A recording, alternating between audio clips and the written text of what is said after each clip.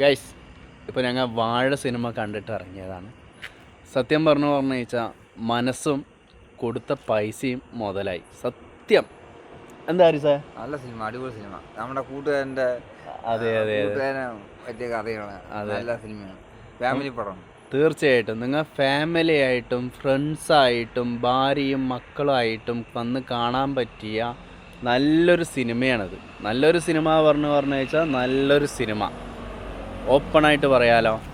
ഞാൻ പറയണമെന്ന് പറഞ്ഞു വെച്ചാൽ നിങ്ങൾ എന്തായാലും നിങ്ങൾ സിനിമ കാണണം.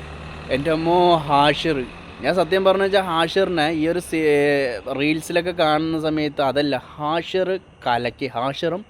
ഹാഷിറിൻ്റെ കൂടെയുള്ള ആൾക്കാരും പൊളിച്ചു. സത്യം പറയാലോ, പൊളിച്ചു. ഇല്ല, അടിപൊളിയായി.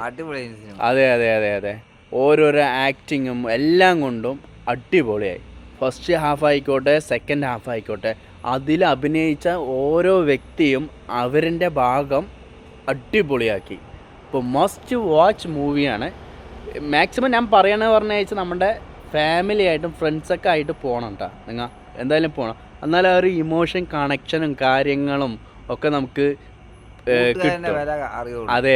കൂട്ടുകാരൻ സിനിമ കണ്ടാ അറിയാം. തീർച്ചയായിട്ടും കൂട്ടുകാരൻ്റെ ഉള്ളിലേക്ക് പോകും, ജീവിതത്തിൽ പോകും, സിനിമയ്ക്ക് പോകും, സ്കൂളിൽ പഠിച്ച കാലത്തേക്ക് പോകും. അതൊക്കെ അത്രയേ ഉള്ളൂ. അപ്പോൾ എന്തായാലും മസ്റ്റ് വാച്ച് മൂവിയാണ്. എല്ലാവരും മിസ് ചെയ്യാണ്ട് തന്നെ കാണണം.